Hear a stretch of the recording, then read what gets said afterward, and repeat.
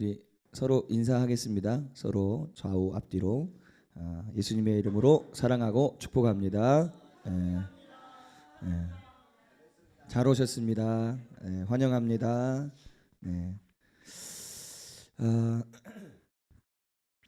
기독교에서 성령님을 빼면 성령님을 제외하면 사실은 껍데기예요. 껍데기.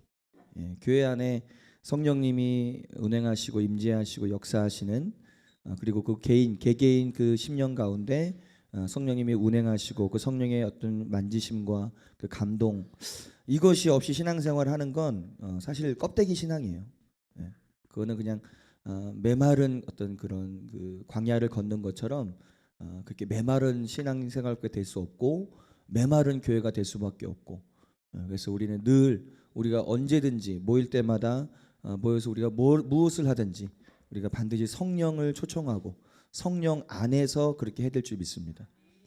성령 안에서 기도하고 성령 안에서 찬양하고 성령 안에서 말씀을 전하고 그래서 그것이 우리가 계속해서 그 성령님을 초청하고 환영하고 또 그것을 실제로 믿으면서 나아갈 때 성령께서 실제로 우리 가운데 그 일들을 행하시는 거예요.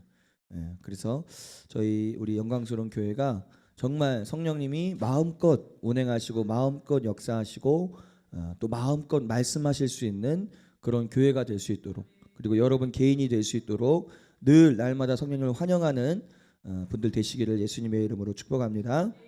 아멘. 아멘. 그것보다 더 좋은 건 없어요. 성령의 감동 안에서 우리가 예배드릴 수 있다는 거. 단순히 어떤 감정적인 어떤 예배가 아니라 정말 그 성령의 감동 안에서 성령이 만져주시기 때문에 성령님이 운행하시기 때문에 거기에 반응할 수밖에 없는 그런 예배. 그래서 우리의 예배가 계속해서 그렇게 영과 진리로 드리는 거룩한 예배, 하나님 받으시는 예배가 될 줄 믿습니다.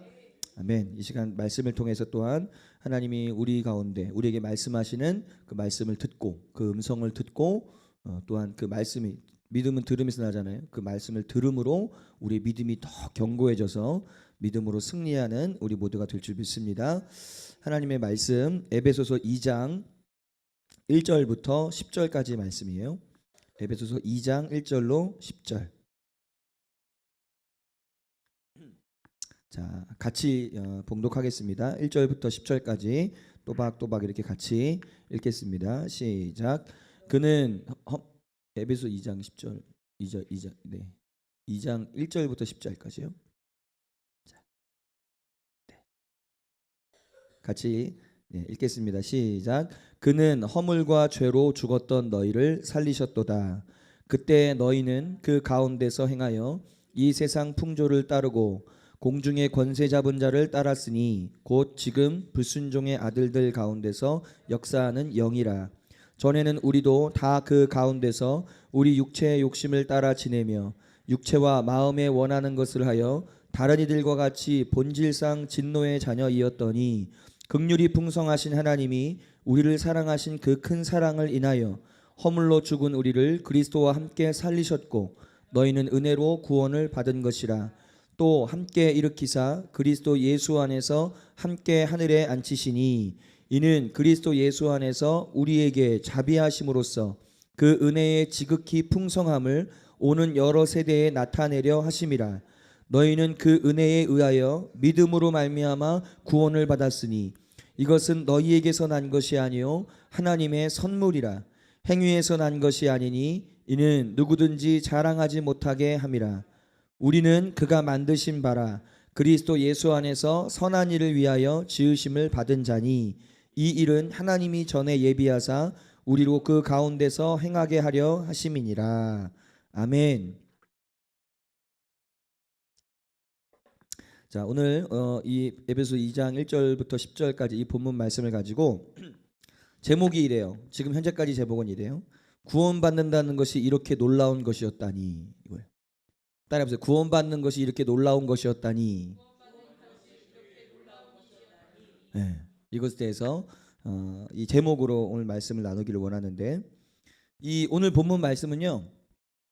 에베소서에 나타난 바울의 구원론이에요. 바울의 구원론. 그러니까 구원론에서 우리가 한번 이렇게 오늘 정리를 좀 이제 할 거예요. 정리를 할 건데 에베소서에 나타난 이 바울의 구원론. 바울은 이 구원에 대해서 어떻게 우리가 그러니까 우리가 구원받기 전에는 어땠고 어떻게 구원을 받게 됐고 구원받고 나서의 우리 상태는 어떻게 됐고 그리고 구원받은 자로서 우리의 삶은 어떠해야 되는지 이것을 이 본문 가운데 딱 요약해서 소개하고 있어요.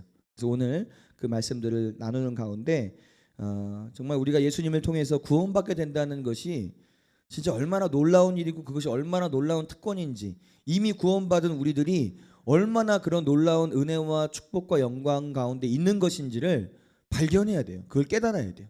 그리고 그걸 감사해야 되는 거예요. 그 사실을 우리가 기억하고 감사할 때 그 하나님을 찬양할 수밖에 없고 하나님을 높일 수밖에 없는, 그러니까 구원의 감격 가운데 살아가는 사람들은 하나님을 예배할 수밖에 없는 거예요. 근데 언제부턴가 이 구원의 감격이, 이 구원의 확신과 구원의 감격이 우리 안에서 희미해지고 약해지니까 하나님을 향한 예배와 하나님을 향한 찬양도 약해질 수밖에 없는 거예요. 왜요? 확신이 없어요. 내가 구원받다는 것이 확신도 없고 구원에 대한 감격이 없어요. 확신이 없으니까. 그러니까 내가 구원받았다고는 말은 하는데 내 안에 감격이 없으니까 예배와 찬양 그 감격에서부터 올라오는 것인데 그게 없어요. 그러니까 예배와 찬양이 약해질 수밖에 없는 거죠. 자, 첫 번째로 우리가 보는 건 구원받기 전 우리의 상태가 어땠는가. 저를 포함해서 여기 있는 모든 사람들, 예수를 믿기 전에 모든 사람들. 자, 1절로 3절에 그걸 말씀하고 있어요. 그는 허물과 죄로 죽었던 너희를 살리셨도다. 그때 너희는 그 가운데서 행하여 이 세상 풍조를 따르고 공중의 권세 잡은 자를 따랐으니 곧 지금 불순종의 아들들 가운데서 역사하는 영이라. 전에는 우리도 다 그 가운데서 우리 육체의 욕심을 따라 지내며 육체와 마음에 원하는 것을 하여 다른 이들과 같이 본질상 진노의 자녀이었더니, 이거예요. 이게 지금 구원받기 전에 모든 사람들의 상태를 지금 묘사하고 있는 거예요. 자, 네 가지를 이제 여기서 사도 바울이 말하고 있는데 첫 번째가 뭐냐면 너희는 허물과 죄로 죽었던 자다. 죽어 있었던 자들이다. 여기서 말하는 죽음은 영적인 죽음이죠. 영적인 죽음이 뭐예요? 왜 죽었다고 말해요? 살아있는데 예수 믿지 않은 사람들도 지금 살아있는 거잖아요. 근데 죽어 있다고 말해요. 영적인 죽음이에요. 근데 그 영적인 죽음이 무엇인가? 살아계신 하나님과의 단절이 영적인 죽음인 거예요. 사람은 하나님과 교제하고 하나님과 교통하고 하나님과의 관계 속에서 살아가도록 지음을 받았는데 허물과 죄가 아담과 하와를 통해서 들어왔잖아요. 그래서 그 죄로 인해서 그 죄가 우리의 영의 생명 가운데 들어오게 된 거예요. 그러다 보니까 하나님은 죄와 함께 하실 수 없기 때문에 하나님과 사람이 그 영이 딱 단절이 된 거예요. 관계가. 그것을 영적인 죽음이라고 말해요. 그래서 예수 믿기 전에 모든 사람들은 살아있으나 죽은 자. 그 표현이 요한계시록에 나오는 살아있는데 그러나 그 영은 하나님과의 관계가 단절되어 있기 때문에 하나님과 교제하지 못하기 때문에 죽어있다라고 우리가 그렇게 말하는 것이죠. 죄에는 생명이 있어요. 생명. 이 생명이라는 게 굉장히 중요해요. 우리가 하나님의 생명을 얻었기 때문에 살았다라고 말하는 거거든요. 그러니까 그전에는 그럼 죄의 생명, 죄가 생명이 있어요. 그래서 죄가 우리 생명을 장악했기 때문에 우리가 죄로 말미암아 죽었다라고 말하는 건데 김용희 선교사님은 이 표현을 어떻게 썼냐면 어떤 상태가 되었는가? 죄 곧 나 곧 죄 이렇게 표현해요. 죄가 곧 내가 되었고 내가 곧 죄가 되었다. 그러니까 죄하고 내가 그냥 하나가 된 거예요. 그래서 죽을 수밖에 없는 죄의 삭은 사망이니까 죽을 수밖에 없는 존재. 그래서 그런 상태였다. 모두가. 그래서 이 허물과 죄를 해결하지 않고는 절대로 구원받을 수 없는 그런 상태가 되어 있었다. 우리들도, 여러분들도요. 그다음에 두 번째는 어떤 상태였어요?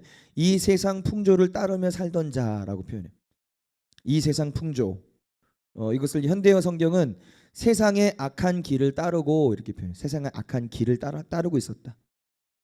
그 길성남 교수님이라는 분이 이것을 문자적으로 이제 번역을 하면 이 세상 세대라고 번역해야 된다. 이 세상 세대를 따라 해갔다. 이 세상 세대. 이거 그러면서 이렇게 설명을 했는데요. 그러므로 세대와 세상은 하나님을 인정하지 않는 타락한 인간 사회 전체를 가리킨다. 이 세상은 하나님과 진리를 대적하며 세속적이고 반도덕적이며 물질적인 가치의 지배를 받고 있다. 에베소 교회의 이방인 성도들이 과거에 예수 믿기 전에 이 세상의 세대를 따랐다는 것은 그들이 하나님을 떠나 타락한 세상의 정신과 사고방식과 가치체계에 순응하며 살았다는 뜻이다. 그러니까 세상의 사고방식, 세상의 가치체계, 세상에서 제일 중요하게 여기는 게 뭐예요? 돈을 따라, 돈을 가장 가치 있게 여기며 사는 사람, 명예를 가장 가치 있게 여기며 살았던 사람, 그리고 육신의 쾌락을 쫓아 살았던 사람, 세상의 사고방식, 세상의 가치체계를 따라서 살았던 사람들이다. 그래서 아직 예수를 믿지 않고 구원받지 못한 사람들은 본인들이 알든 모르든 그것을 인식하든 인식하지 못하든 하나님 편에서 보면 하나님과 진리를 대적하고 있는 것이고 세속적이며 반도덕적인 물질적인 가치의 지배를 받고 있는 사람들인 거예요. 그 악한 길을 가고 있는 사람들이에요. 그래서 하나님이 그 악한 길에서 돌이켜라 라고 계속 말해요. 성경. 너희들의 그 악한 길, 성경에 그런 표현 많이 나오잖아요. 악한 길. 이 악한 길이라는 건 뭐냐면 길이 단순히 걷는 길이 아니고 그 사람이 가지고 있는 사고방식, 그 사람의 삶의 스타일, 그 사람이 갖고 있는 어떤 습관과 그 모든 것들을 다 통틀어서 말하는 거예요. 그 길이라는 게. 그러니까 하나님이 보실 때 의로운 길이 있고 악한 길이 있어요. 그런데 예수 거듭나기 전에 구원받기 전에 모든 사람들은 의로운 길을 걸어갈 수가 없어요. 그들은 다 악한 길을 따라서 가고 있는 거예요. 거기 돌이키지 않으면, 거기서 벗어나지 않으면 구원받을 수 없다 이렇게 말씀하고 있는 거죠. 그런데 문제는 뭐냐면, 그러니까 믿지 않은 사람들, 아직 거듭나지 않은 사람들은 우리가 우선 제쳐두고라도, 문제는 오늘날 구원받은 하나님의 자녀들도, 교회나 성도들도 하나님의 자녀예요.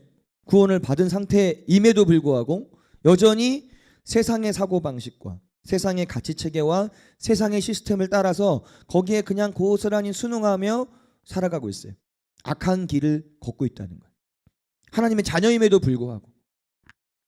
그래서 구약에 보면 선지자들이 그 이스라엘 백성들을 향해서 계속해서 그 악한 길에서 돌이켜라. 하나님을 믿는 백성들인데 이스라엘 백성들을 향해서 계속 그 악한 길에서 돌이켜라 이렇게 말씀하면서 역대하 7장 4절에 이런 말씀을 하고 있어요. 내 이름으로 일컫는 내 백성이 그들의 악한 길에서 떠나 스스로 낮추고 기도하여 내 얼굴을 찾으면 내가 하늘에서 듣고 그들의 죄를 사하고 그들의 땅을 고칠지라. 이 유명한 구절이잖아요. 유명한 구절.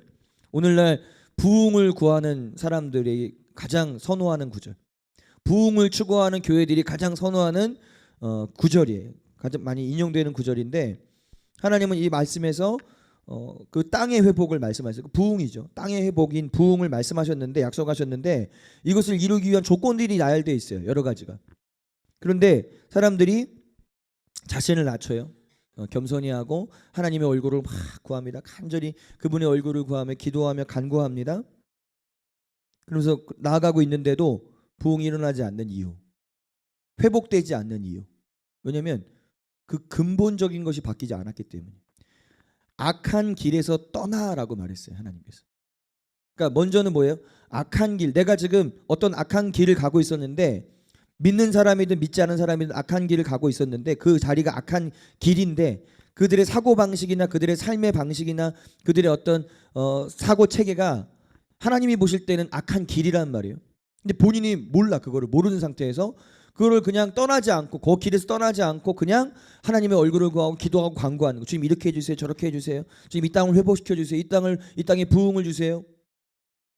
그런데 하나님 편에서는 아직 이들이 악한 길에서 떠나지 않고 있는 거예요. 그러니까 우리가 그렇게 기도하고 있을 수 있어요. 오늘날의 성도들과 오늘날의 교회들이 그렇게 기도하고 그렇게 부르짖고 있을 수 있어요. 근데 하나님은 말씀하시는 거예요. 너희들의 그 악한 길에서 떠나서 내 얼굴을 구하면, 간절히 구하면 내가 듣고 이 땅의 죄를 사하고 너희들의 땅을 회복시킬 것이다. 주님이 이렇게 약속하신 것인데 조건을 충족시키지 않고 있는 거예요. 오늘날의 성도와 교회들이 악한 길을 떠나지 않고 있어요. 여전히 세상 방식, 교회를 세상 방식으로 세상 가치 체계를 가지고 운영하고 있다 보니까 여러 가지 우리가 지금 씁쓸한 소식들을 많이 접하고 있잖아요. 오늘날 교회들 가운데 참 안타까운 소식들을 많이 우리가 접하고 있잖아요. 왜 그래요? 교회 안에 세상적인 가치관과 세상의 사고방식과 세상의 그 시스템이 그대로 들어와 있는 상태에서 그러면서 교회를 운영해 가요. 그래서 교회가 커졌습니다. 그런데 하나님이 보실 때는 사람이 봤을 때는 거대해 보이고 대단해 보일 수 있지만 하나님이 보실 때는 여전히 악한 길에 있을 수 있다는 거예요. 성도들과 교회들이. 그런데 거기서 하나님께서 회개할 기회들을 주실 것이고 인내해 주실 것이고 기다려 주시겠지만 언젠가는 그것이 점점 좀 시간이 지나면 드러나서 터지게 되는 것이죠. 우리가 잘 알고 있는 그 우간다라는 나라의 부흥을 이끈 부흥의 통로가 된 존 물린디 목사님의 책이 있는데 그 변혁이라는 책에서 그분이 이렇게 얘기했는데요. 우리는 하나님께서 무엇 때문에 당신의 얼굴을 외면하시는지 가르쳐 주십시오. 당신의 얼굴을 우리에게 향하게 하려면 우리가 무엇을 해야 합니까? 하나님이 우리에게 임하시려면, 하나님의 얼굴이 우리에게 향하려면, 부흥이 우리에게 오려면 어떻게 해야 됩니까? 라고 기도할 필요가 있습니다. 그 질문에 바른 대답을 얻는다면 우리는 우리의 길이 그분의 길과 얼마나 벗어났는지를 알게 될 것입니다. 우리의 길과 하나님의 길, 우리는 하나님의 길을 따라 나아가야 되는데 여전히 우리의 길, 여전히 그냥 세상의 길을 따라서 가고 있으면서 하나님의 것을 구하고 있을 수 있다는 거예요. 우리가 드리는 대부분의 기도는 우리의 시스템, 사람이 만들어낸 그 시스템, 우리의 세대, 우리의 교파, 우리의 직업, 우리의 문화와 관습에 대한 이해에서 나옵니다. 우리는 기도합니다. 주님, 우리는 여기에서 살고 있습니다. 이곳에 내려오셔서 우리가 사는 방식대로 이 일을 해주십시오. 이런 식으로 기도한다는 거예요. 하나님은 말씀하십니다. 잠깐만, 너희가 너희의 악한 길들을 버리고 내 얼굴을 구하지 않겠니? 너희는 너희가 원하는 방식대로 살지 말고 내가 원하는 방식대로 살아가지 않겠니? 당신들은 말합니다. 주님, 여기는 아프리카입니다. 여기는 유럽입니다. 여기는 아라비아입니다. 우리는 이런 식으로 살아갑니다. 이것이 우리 방식입니다. 그러니 하나님이 우리 방식에 좀 맞춰 주십시오. 우리의 이 길을 따라서 주님 역사해 주십시오. 이런 식으로 하나님께 구하고 있다는 거예요. 하나님의 길을 따라 구해야 되는데 사람의 길을 따라 구하고 있는 거예요. 하나님은 하나님의 길을 따라 오세요. 하나님은 하나님의 길을 통로로 해서 오세요. 근데 여전히 우리가 사람의 길을 가고 있으면 하나님이 오실 수가 없는 거예요. 하나님의 길이 아니니까. 길, 중요한 것이. 내가 지금 어떤 길을 가고 있는가, 내가 어떠한 길을 따라서 나아가고 있는가에 따라서 하나님이 그 길을 따라 오실 수도 있고 역사하실 수도 있고, 아니면 하나님이 아무리 우리가 구하고 찾고 해도 하나님이 오실 수 없는 상태가 돼 있을 수도 있다는 거예요. 그러니까 믿는 자라도 이럴 수 있다면 아직 믿지 않은, 구원받지 못한 사람들은 당연히 그들의 길이 지금 악한 길을 사실은 걸어가고 있는 것이죠. 우리는 다 예수 믿기 전에 그런 상태였다. 세 번째, 공중의 권세 잡은 자를 따르고 있었다. 공중의 권세 잡은 자. 이것을 사도 바울은 불순종의 아들들 가운데서 역사하는 영이다 이렇게 말했어요. 마귀죠, 마귀. 그러니까 우리가 구원받기 전에 모든 사람들은요, 공중 권세 잡은 자, 그러니까 악한 영, 마귀, 그 마귀를 따라서 살고 있었어요. 살았어요. 지금도 그렇게 살고 있어요. 본인이 알든 모르든. 그래서 그들의 그 악한 그 마귀의 종이 되어서 마귀가 원하는 대로 사는 거예요. 마귀가 기뻐하는 대로 사는 거예요. 악한 영들이 기뻐하는 대로 사는 거예요. 그래서 우리가 예수 믿기 전에는 고린도전서 12장 2절에 보니까 너희도 알거니와 너희가 이방인으로 있을 때 아직 믿기 전에 말 못하는 우상에게로 끄는 그대로 끌려갔느니라. 그러니까 하나님을 섬기지 않고 우상들, 다른 신을 섬기게 만들었단 말이에요. 누가요? 악한 영이, 마귀가. 그러니까 영이 눈에 보이지 않지만 실제로 존재하잖아요. 눈에 보이지 않지만 실제로 존재하는 이 악한 영들은 지금도 사람들을 하나님이 아닌 다른 신을 섬기게끔, 다른 우상을 섬기게끔 그들을 우상으로 막 끌고 가고 있어요. 그리고 어떻게 해서든 그들이 구원받지 못하도록 수단 방법을 가리지 않고 역사하고 있어요. 그래서 구원을 받는다는 건 영적인 문제입니다. 영적인 문제. 이걸 알아야 돼요. 그냥 사람과 사람이 아니라 혈과 육이 아니고 영적인 존재와의 우리가 싸움인 거예요. 구원을 받는다는 거. 그러니까 우리가 하나님께로부터 구원을 받았다는 말은 하나님이 우리 삶에 역사하고 있었던 그 악한 영의 세력을 무너뜨리셨다는 거예요. 그래서 우리가 구원을 받게 된 거예요.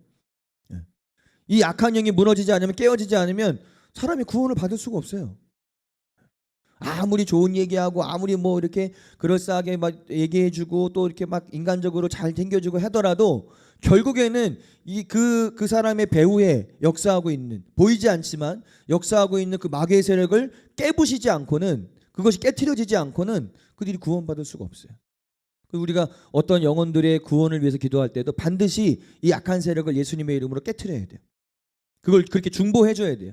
중보 기도가 이렇게 해주세요 저렇게 해주세요만이 아니라 예수님의 이름의 권세로 누구 배후에서 보이지 않지만 역사하고 있는 그 악한 영은 깨어질지어다 선포하면 하나님이 역사하시는 거예요.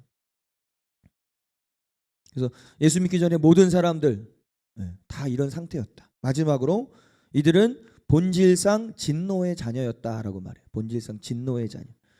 육체의 욕심을 따라 지내며 육체와 마음에 원하는 것을 하며 살았다. 왜요? 구원받기 전에 모든 사람들은 영이 죽어있는 상태니까. 그러니까 영이 죽어있기 때문에 영이 있긴 있지만 영이 하나님을 향해서 활동하고 있는 것이 아니라 영이 그냥 죽어있는, 하나님과 단절되어 있는 상태에서 오로지 그냥 육체가 기뻐하는 대로, 육체가 끄는 대로 영도 그냥 끌려가는 거예요. 육체의 쾌락, 육체가 원하는 대로, 육체의 마음의 소원대로 그냥 자기들이 하고 싶은 대로 막 살아가는 거죠. 근데 그럴 수밖에 없는 거예요. 이들은 구원받지를 못했기 때문에. 그래서 이들의 삶에는 우리도 과거에는 육체의 열매를 맺으며 살아간 거죠. 육체의 열매가 뭐예요? 갈라디아서 5장 19절로 21절에 육체의 일은 분명하니, 육체의 일, 육체의 열매는 분명하니 곧 음행과 더러운 것과 호색과 우상숭배와 주술과 원수 맺는 것과 분쟁과 시기와 분냄과 당짓는 것과 분열함과 이단과 투기와 술취함과 방탕함과 또 그와 같은 것들이라. 이게 육체의 열매예요. 육체의 일이에요. 그러니까 예수 믿기 전에 그냥 살아가다 보면 그들이 아무리 나름대로 괜찮게 살고 거룩하게 산다 할지라도, 그렇게 거룩하게 살려고 할지라도 그들이 맺는 열매는 시간이 점점 가면 이런 열매들이 맺혀져요. 왜냐하면 육체를 따라 살기 때문에. 그럼 지금 이 갈라디아서는 믿는 자들에게 쓴 편지거든요. 그 믿는 자들도 마찬가지인 거예요. 구원받았다 할지라도 여전히 우리에게는 선택할 수 있는 그 자유의지가 있잖아요. 내가 육체를 계속, 내 몸을 내 육체에게 내주어서 그 육체를 따라 계속 살아가게 되면 신자임에도 불구하고 그 사람의 삶에 이런 육체의 열매가 나타나기 시작한다. 근데 무서운 말씀은 뭐냐면 이런 일을 하는 자들은 하나님의 나라를 유업으로 받지 못할 것이요, 이 말씀이에요. 그러니까 교회 다닌다고, 믿고 있다고 저절로 나는 무조건 천국은 따놓은 당상이야, 그게 아니란 말이에요. 자기가 하나님의 은혜로 얻은 그 구원을 자기 스스로가 그것을 버릴 수 있는 거예요. 자기가 그것을 거부하고 자기가 그것을 포기하고 나는 그냥 내 뜻대로 살래요, 내 마음대로 살래요, 그리고 세상으로 나아갈 수 있는 거예요. 탕자가 아버지 집을 떠난 것처럼 스스로가 떠났지 아버지가 내보냈습니까? 아버지가 버렸습니까? 스스로가 떠난 거예요. 자기가. 그러면 안 되죠. 그래서 우리가 육체에게 자기를 내어주지 말고 어떻게 해요? 성령을 따라 행하라, 사도 바울이 말하잖아요. 그럼 성령의 열매를 맺게 될 것이기 때문에. 그래서 구원받기 전에 모든 사람들은 육체의 열매를 맺고 살고 있었다. 우리들도 그랬다. 우리들도. 그래서 본질상 진노의 자녀다. 마귀의 자녀니까. 마귀는 진노의 대상이거든요. 하나님의. 그 마귀의 자녀였던 거예요. 우리가. 그런 상태였어요. 저와 여러분들이 그런 상태. 그래서 진노를 받을 수밖에 없는 존재였는데, 그래서 이제 네 가지를 여기서 말했죠. 허물과 죄로 영이 죽어 있었다. 세상 풍조를 따르고 있었다. 공중권세 잡은 악한 영을 따르고 있었다. 육체의 욕심을 따라 행하고 있었다. 이 네 가지를 크게 말했는데, 이것이 구원받기 전에 모든 사람들의 상태인데, 이 네 가지는 서로가 굉장히 긴밀하게 연결되어 있어요. 죄와 허물, 세상 풍조를 따르는 것, 공중권세 잡은 악한 영, 육체를 따르는 것, 이 네 가지는 굉장히 밀접하게 서로가 연결되어 있어요. 그래서 우리가 구원을 받기 위해서는 반드시 이 네 가지로부터 구원을 받아야 돼요. 이 네 가지가 어쨌든 해결이 돼야 돼. 그렇지 않고서는 절대로 구원을 못 받는 거예요. 이제 1절부터 3절까지 바울이 이제 이전의 상태에 대해서 말하면서 이제 그 바울이 성도들이 이 모든 것들로부터 어떻게 자유케 되었는가, 어떻게 구원을 받게 되었는가, 그리고 그 구원의 영광이 얼마나 놀라운 것인가를 이제 말하고 있어요. 두 번째로 나눌 것은 이제는 그 은혜에 의하여 믿음으로 말미암아 구원을 받았다라는 거예요. 우리는 지금 구원받은 상태에 있잖아요. 은혜에 의하여 믿음으로 말미암아 구원을 받았다. 2장 8절에 나오는 말씀이죠. 너희는 그 은혜에 의하여 믿음으로 말미암아 구원을 받았으니. 지금 현재 상태. 첫 번째로 우리가 여기서 알아야 될 건 뭐냐면 그 은혜에 의하여라는 거예요. 그 은혜에 의하여. 어떻게 우리가 구원을 받는가? 은혜에 의하여. 은혜가 무엇이죠? 은혜. 받을 자격이 없는 자에게 베푸시는 하나님의 선물이에요. 받을 자격이 없어요. 무엇을 잘했기 때문도 아니고 그 사람이 받을 만해서도 아니에요. 받을 만하지도 않고 받을 수도 없는, 그걸 받을 수도 없는 죄인인 저와 여러분들, 예수님 밖에 있었던 그들을 살리시고 구원하시기 위해서 하나님께서 일방적으로 베풀어 주신 것, 그것이 은혜예요. 하나님이 일방적으로 베풀어 주신 거예요. 우리가 한 게 없어요. 그것에 대해서는. 그 하나님의 선물인데, 자, 이 선물의 내용이 궁금하잖아요. 선물의 내용이 뭔지를 우리가 알아야 되잖아요. 하나님 주신 게 은혜라는 것이 하나님의 선물이라 그랬는데, 그럼 그 선물의 내용이 뭔가? 첫 번째는 그 선물의 내용이 뭐냐면 하나님께서 사람들을 일방적으로 너무나 사랑하셨다는 거예요. 하나님이 사랑하셨다는, 이것이 그 선물의 내용이에요. 오늘 본문 4절에도 긍휼이 풍성하신 하나님이 우리를 사랑하신 그 큰 사랑을 인하여, 이렇게 표현해요. 또 요한복음 3장 16절 하나님이 세상을 이처럼 사랑하사. 여기서부터 시작된 거예요. 은혜는, 그러니까 구원은 여기서부터 시작된 거예요. 구원은 은혜에 의해서 시작된 건데 그 은혜가 뭐냐? 그 은혜의 내용이 뭐냐? 첫 번째가 하나님이 사랑하셨다라는. 이 선물은, 이 구원이라는 이 선물은 하나님의 긍휼과 사랑 때문에 만들어진 거예요. 우리가 죄인이었고 하나님과 원수, 진노의 자녀이었을 때, 그때도 우리를 긍휼히 여기셨고 우리를 사랑하셨다는 거예요. 그러니까 이 사랑은 누구도 막을 수 없는 하나님의 일방적인 무조건적인 사랑인 거예요. 무조건적인 사랑. 이거를 우리가 잘 이해해야 돼요. 여러분들이 사랑받을 만해서 사랑한 게 아니에요. 진노의 자녀였다니까요. 그런데 하나님이 사랑하신 거예요. 긍휼히 여기시고. 그래서 은혜인 거죠. 그리고 이 사랑은 지금도 계속해서 구원받지 못한 그 사람들을 향해서 계속해서 하나님의 긍휼과 사랑은 계속해서 향하고 있어요. 그래서 우리가 믿지 않은 자들을 향해서 나아갈 때 무엇으로 나가야 되니까? 첫 번째로 무엇을 가지고 나가야 돼요? 책망과 정죄를 가지고 나가면 안 되는 거예요. 당신이 이게 잘못됐습니다. 당신이 이것 때문에 회개해야 됩니다. 이거 가지고 나가면 안 돼요. 하나님이 당신을 사랑하십니다로 갖고 가야 되는 거예요. 왜요? 구원은 하나님의 사랑에서부터 시작된 것이니까 그거를 먼저 말해줘야죠. 그것을 먼저 느끼고 먼저 경험하게끔 해줘야 되는 거죠. 그 사랑을 깨달을 수 있도록. 저와 여러분들 중에서 하나님은 그 사랑의 통로가 되기를 원하시는 거예요. 모든 거 다 괜찮아, 다 좋아, 그런 말이 아니라 하나님이 당신이 이런 상태임에도 불구하고 당신의 그 모든 것을 떠나서 하나님은 당신을 사랑하십니다. 하나님은 사랑하세요. 사람을요. 죄인들을 사랑하신다고요. 창녀를 사랑하신다고요. 동성애자들을 사랑하신다고요. 이 사랑하신다는 것을 말하지 않으면서 당신은 이게 잘못됐습니다. 이게 잘못됐습니다. 이걸 고쳐야 됩니다. 그러면 안 된다는 거예요. 그건 하나님의 방식이 아니에요. 하나님의 길이 아니에요. 이거를 잘 이해하세요. 하나님의 구원은 그렇게 시작된 것입니다. 두 번째 그 선물의 내용은 뭐예요? 하나님이 사랑하셔서 독생자를 이 땅에 보내시고, 그 다음에 그 아들을 십자가에 못 박아 죽이시고, 그를 죽은 자 가운데서 살리시고, 그를 하늘에 올리사 하나님 보좌 우편에 앉히신 거예요. 이게 그 은혜의 선물의 내용이에요. 하나님이 사랑하셔서 독생자를 보내셨다. 하나님이 세상을 이처럼 사랑하사 독생자를 주셨으니. 이 독생자를 어떻게 하셨어요? 사도행전 2장 36절에 보니까 그런즉 이스라엘 온 집은 확실히 알지니 너희가 십자가에 못 박은 이 예수를, 사실 하나님이 예수님을 그렇게 내어주신 것이죠. 십자가에 못 박도록. 이 예수를 하나님이 주와 그리스도가 되게 하셨느니, 그분을 부활하셔서 하나님의 보좌 우편에 앉히셨을 때 주와 그리스도가 되게 하셨느니라. 그래서 이것이 선물의 내용입니다. 이것이 하나님이 행하신 일이에요. 예수 그리스도를 통해서 사람들이 구원을 받을 수 있는 모든 조건을 충족시켜 놓으셨어요. 그리고 완성해 놓으셨어요. 그래서 구원이라는 걸 완성해 놓으셨어요. 예수님을 통해서. 여기에 우리가 한 일이 뭐가 있어요? 이 구원을 지금 완성해 놓으셨는데 이 일에 여러분이 보탠 게 뭐가 있어요? 우리가 보탠 게 뭐가 있습니까? 아무것도 없어요. 그냥 하나님이 일방적으로 하신 거예요. 하나님이 사랑하셔서. 거기에는 누구의 인간의 공로가 들어갈 수가 없는 거예요. 들어갈 수가 없는 거예요.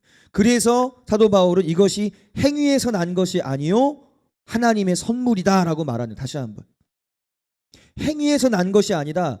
이 하나님이 구원을 완성해 놓으셨는데 이거는 사람이 어떤 노력을 해서 만들어진 게 아니고 사람의 열심과 어떤 능력 때문에 이게 만들어진 것이 아니라 하나님의 선물이다. 하나님의 선물. 하나님이 일방적으로 만들어서 우리에게 이게 만들어 놓으신 거다. 이루어 놓으신 거다. 그래서 예수님이 다 이루었다 하신 거예요. 그러면 우리를 구원할 수 있는 모든 조건과 모든 것이 다 완성되어 있어요. 완성해 놓으셨어요. 그러면 이제 어떻게 해야 돼요?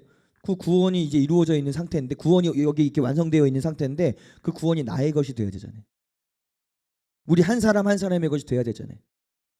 그래서 사도 바울은 2장 8절에 너희는 그 은혜에 의하여, 지금 이걸 나눴어요. 은혜에 의하여 믿음으로 말미암아 구원을 받았으니, 이렇게 말하는 거예요. 이루어져 있는 그 구원을 어떻게 받는다고요? 믿음으로, 우리가 믿음으로 말미암아 구원을 받는다라고. 이 부분을 오늘, 이 부분이 좀 중요한데 잘 한번 들어보세요. 사도 바울이 성경을 기록할 때 성령의 감동으로 기록했어요. 그죠? 하나님에 의해서, 성령에 의해서 기록한 겁니다. 근데 그 사도 바울이 하나님이 일방적으로 완성해 놓으신 이 구원이 믿음을 통해서 사람들에게 들어온다, 믿음을 통해서 적용된다라고 기록한 거예요.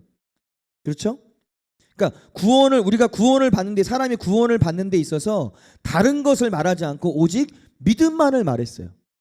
이게 우연일까요? 아니면 사도 바울이 실수했을까요? 그만한 이유가 있는 거예요. 믿음을 다른 거 얘기하지 않았어요. 우리가 어떻게 해야 된다, 이렇게 해야 된다 말하지 않고 그냥 믿음을 말했어요. 믿음 외에는 하나님이 이루어 놓으신 구원을 받을 수 있는 방법이 없기 때문이에요. 왜 그런가 잘 들어보세요. 왜 믿음뿐일까요? 왜 회개와 믿음이 아닐까요? 궁금하지 않으세요? 우리 너무 그렇게 많이 들어왔잖아요. 왜 믿음만이라고 말하지? 이상하다. 회개와 믿음이 맞는데. 이제 이거를, 믿음이 무엇인지를 제대로 이해하면 이것이 정리가 돼요. 왜 사도 바울이 성경에서 그렇게 믿음을 자꾸 강조하고 있는가? 믿음을 말하고 있는가?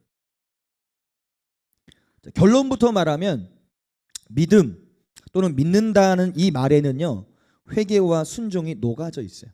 녹아져 있어요. 뭐 비유를 들면, 지금 이게 컵이라는 게 만약에 믿음이라고 합시다. 그럼 믿음은 이 안에 내용물이 있잖아요.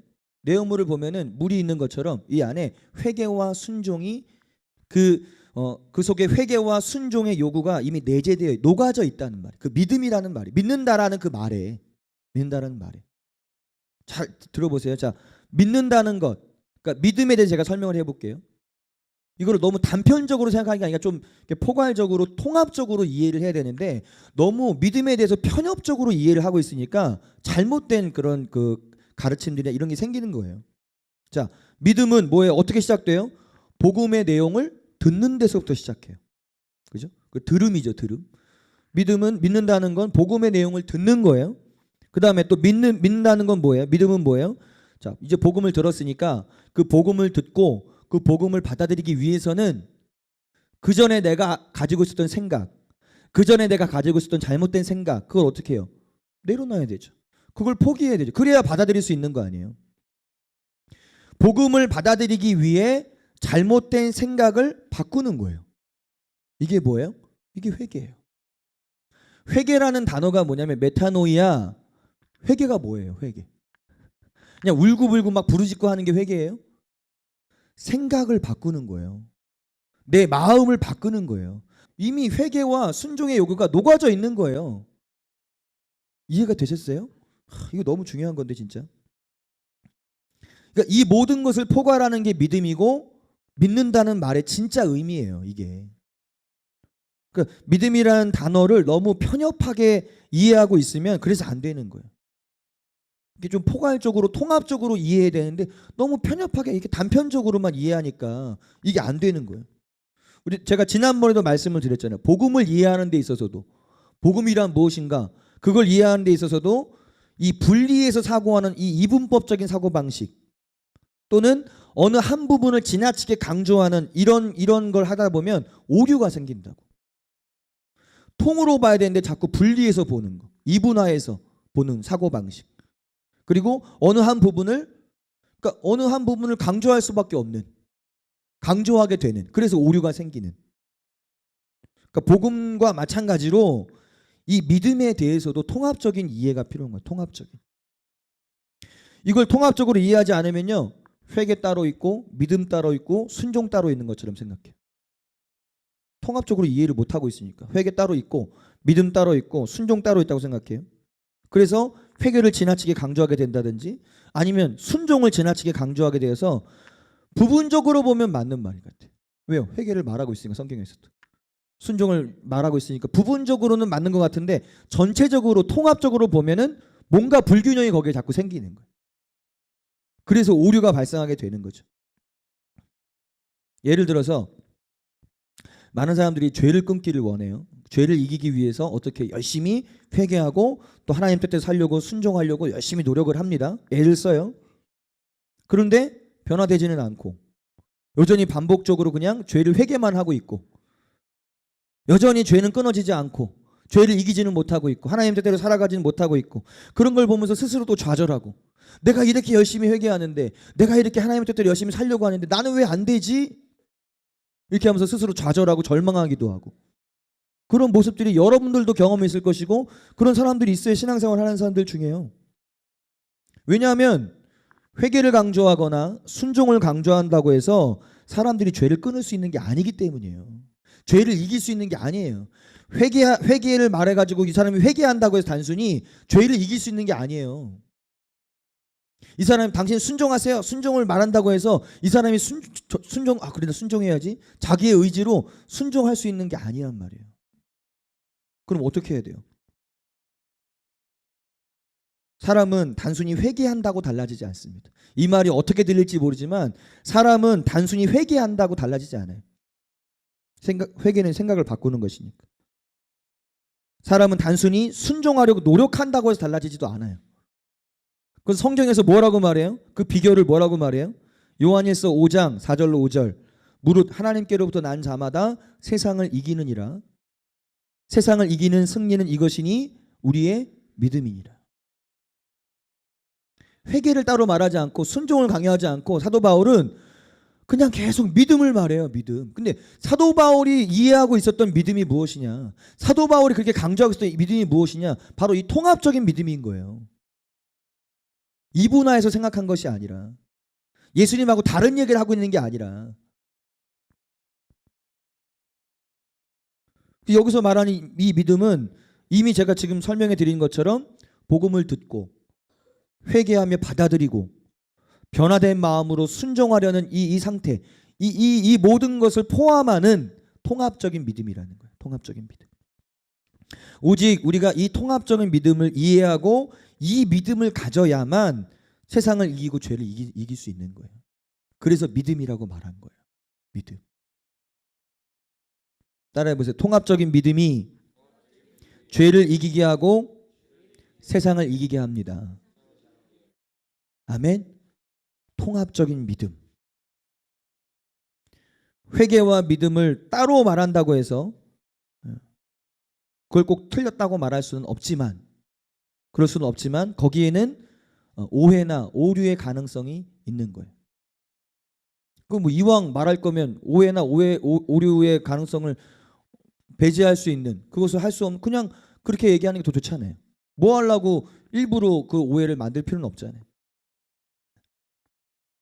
그래서 저는 그것보다는 차라리 사도 바울과 또 여러 사도들이 전한 오늘 제가 말씀드리고 있는 이 통합적인 믿음에 대해서 충분히 이해하고 그것을 전하는 것이 더 좋다고 저는 생각을 해요.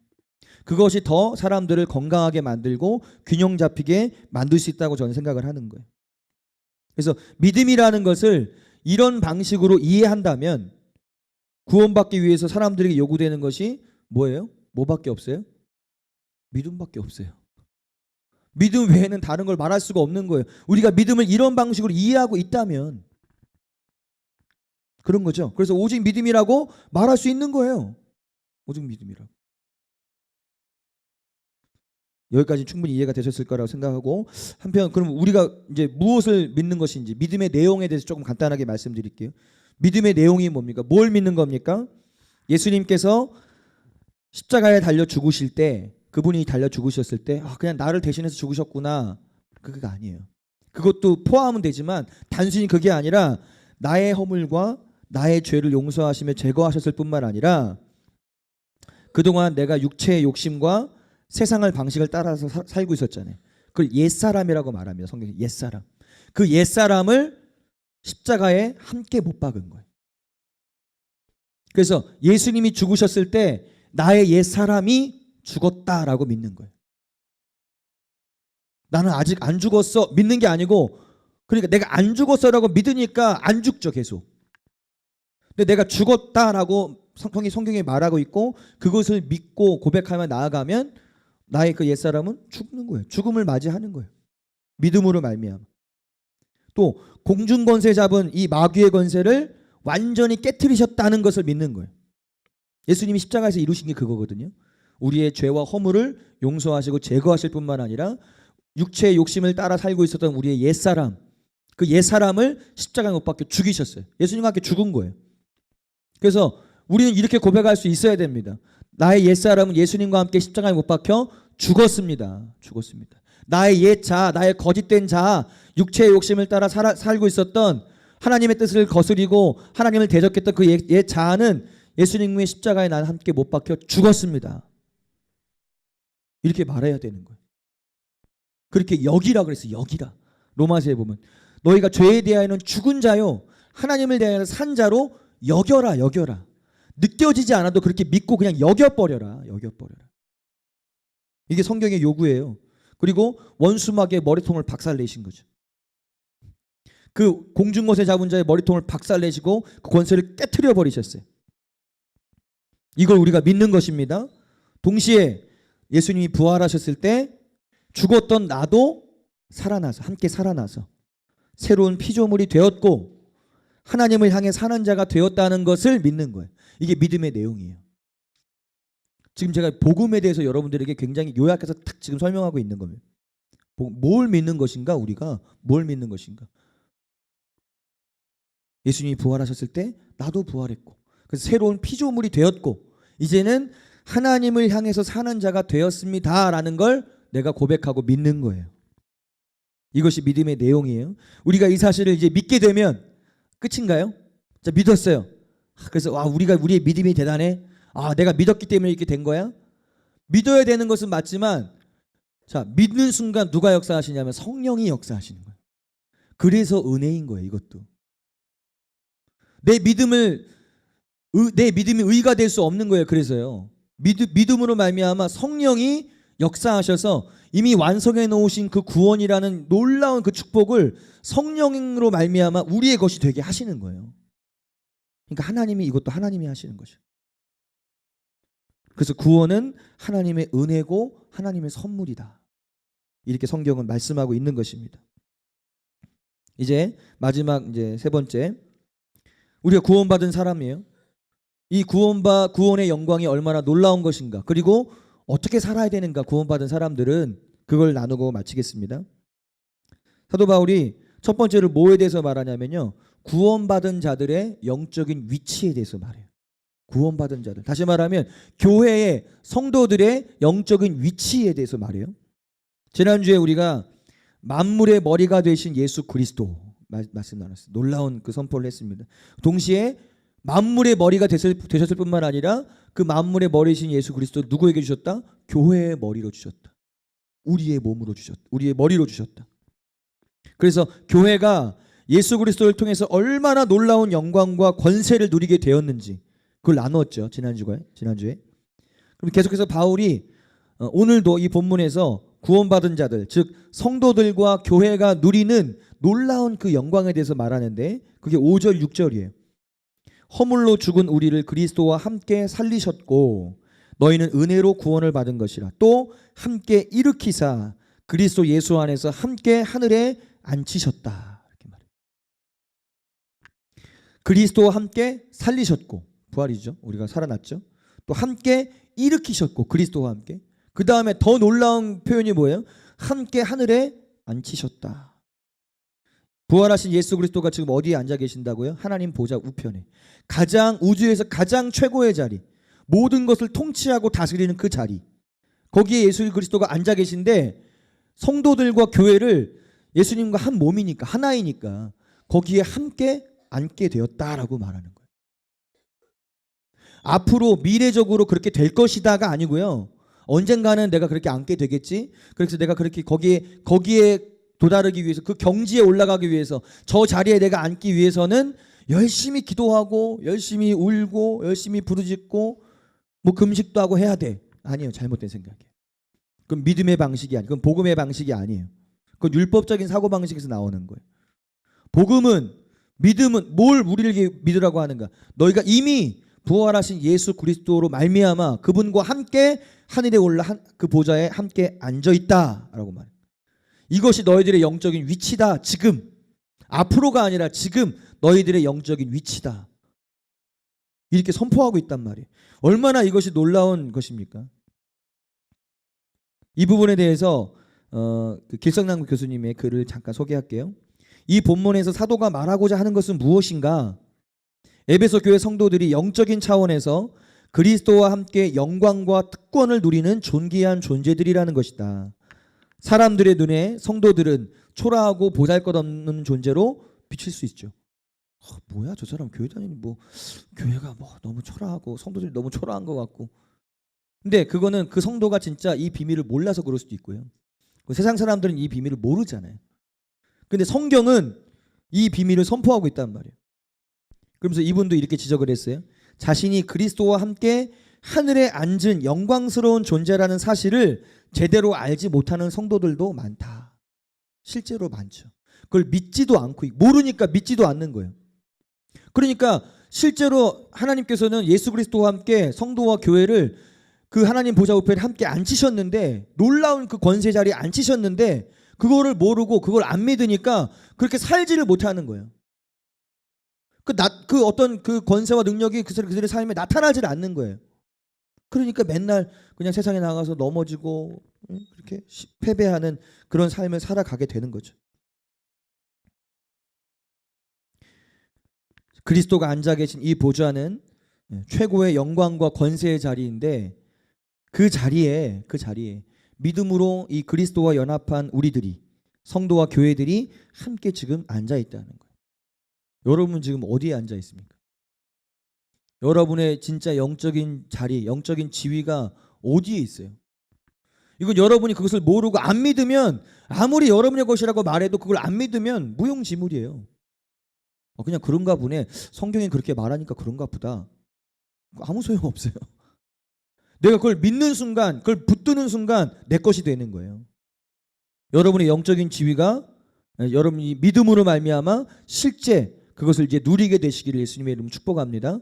그 영적인 자리에서 여러분이 앉아서 그리스도와 함께 예수 그리스도의 이름으로 통치하고 선포하고 다스리는 왕 같은 제사장들 되시기를 예수님의 이름으로 축복합니다. 그래서 믿는 자들이, 교회들이 이걸 믿음에 나아갈 때 영적인 세계가 달라지는 거예요. 보이는 세계는 보이지 않는 영적인 세계의 지배를 받는 거예요. 본인들이 알든 모르든 보이지 않는 모든 세계들은 그 배후에 보이지 않는 영적인 세계들이 있어요. 존재들이 있어요. 천사들과 또 악한 영들이 있어요. 어떻게 우리가 그 보이지 않는 영적인 존재들을 대해서 이길 수 있냐는 거예요. 우리는 혈과 육으로밖에 못 싸우는데 오직 믿음으로만 그렇게 싸울 수 있는 겁니다. 우리가 그 자리를 믿고 그 위치, 우리 영적인 존재의 어떤 위치를 믿고 믿음으로 예수님의 이름의 권세로 명령하며 선포할 때 우리가 눈에 다 보이지 않더라도 영적인 세계에서는 변화가 일어나는 거예요. 영적인 세계에서는 변화가 일어나는 거예요. 우리가 오늘 이렇게 예배 가운데 하나님을 찬양하고 경배하고 눈에 뭐 달라지는 게 없는 것 같죠? 아니에요. 영적인 세계에서는 변화가 일어나고 있어요. 우리가 그걸 믿고 선포할 때 어떤 변화들이 일어나고 있어요. 그걸 저는 믿어요. 뭐 환상을 보든 안 보든 그냥 그걸 믿어요. 그럼 믿음대로 돼요. 네. 그게 믿음의 비밀이에요. 그래서 이 믿음을 가지고 살아가는 성도와 교회들을 통해서 죄와 허물, 이것이 우리가 이길 수 있고 세상을 이길 수 있고 죄와 질병과 저주를 이길 수 있고 세상을 이기는 자들이 될 줄 믿습니다. 마지막, 이제 짧아요. 구원받은 자들의 삶은 어떠해야 됩니까? 그것이 7절에 나와 있죠. 7절하고 10절에 나와 있는데 7절에 보니까 이는 그리스도 예수 안에서 우리에게 자비하심으로써 그 은혜의 지극히 풍성함을 오는 여러 세대에 나타내려 하심이라. 또 10절에 우리는 그가 만드신 바라 구원받은 상태인 우리는 그가 만드신 바라 그리스도 예수 안에서 선한 일을 위하여 지으심을 받은 자니 이 일은 하나님이 전에 예비하사 우리로 그 가운데서 행하게 하려 하심이라. 여기 하나님의 계획이 나와요. 우리를 구원하신 하나님의 목적이 나와요. 우리가 어떻게 살아야 되는지 그 이유와 목적이 나와요. 뭐냐면 하나님이 성도들과 교회를 이제 구원하셨어요. 하나님의 은혜에 의해서 하나님이 하신 거예요. 하나님이 그렇게 하신 거예요. 그래서 그 하나님의 은혜의 지극히 풍성함을 보아라. 이 하나님의 은혜의 놀라운 이 영광을, 이 은혜의 풍성함을 보아라. 보십시오. 그걸 전하게 하기 위해서 세대에 알리기를 원하셨다. 이것이 하나님이 계획이에요. 그래서 모든 사람들이 구원을 받게 하시기 위해서. 그것이 하나님의 계획이에요. 하나님의 관심은 영혼들의 구원이에요. 영혼들이 하나님의 은혜로 구원받는 것이. 그래서 우리도 그 목적을 가지고 살아가야 돼요. 그럼 사도 바울은 이런 표현을 썼는데 너희는 예수 안에서 선한 일을 위하여 지으심을 받은 자니. 선한 일을, 이 물컵은 물을 담기 위해서 지으심을 받은 거죠. 그래서 물을 담아야 돼. 얘는 물을 안 담으면 안 돼요. 그럼 자기의 그 목적대로 사는 게 아니에요. 근데 우리를 뭘로 지으셨대요? 선한 일을 위하여 지으심을 받은 자니. 그러면 우리는 어떻게 살아야 돼요? 이제 구원받은 사람 우리들은 선한 일을 행하며. 선한 일이라는 게 뭐예요? 하나님이 기뻐하시는 일, 하나님이 원하시는 일, 영혼들을 구원하고 가난한 자들을 돌아보고 억눌린 자들, 연약한 자들을 위로하고 그들을 위해 기도해주고 복음의 제사장으로서 제사장의 역할을 감당하고 세상에 나가서 빛이 되고 소금이 되고 이게 뭐예요? 선한 일을 행하는 거예요. 선한 일. 예수님이 이 땅에 사시면서 하나님이 나사렛 예수에게 성령을 기름 붓듯 하셨음에 그가 두루 다니사 착한 일을 행하시며 착한 일, 선한 일, 하나님의 영광을 드러내는 일, 그것이 바로 그거예요. 그래서 하나님은 저와 여러분들을 구원하셨어요. 놀라운 은혜로, 놀라운 사랑으로 우리를 구원하셨어요. 왜요? 그냥 구원의 감격 가운데만 살라고? 아니라 그 하나님의 은혜를 전하라고, 그 은혜를 알리라고, 너희를 어두운 데서 빛으로 인도하신 그분의 아름다운 덕을 선포하라고. 이제 우리는 그렇게 사는 존재가 된 거예요. 그래서 그렇게 살아야 되는 것입니다. 살라고 강요해서가 아니라 그렇게 살라고 지음을 받았어요. 그러니까 그 지은 대로 살라는 얘기예요. 그래서 저와 여러분들이 또 우리 영광스러운 교회가 하나님의 이 은혜를 받은 자들로서, 그런 교회로서 이제는 하나님의 그 선한 일을 나타내는, 하나님의 그 영광을 나타내는 그런 우리 모두가 되시기를 예수님의 이름으로 축복합니다. 아멘.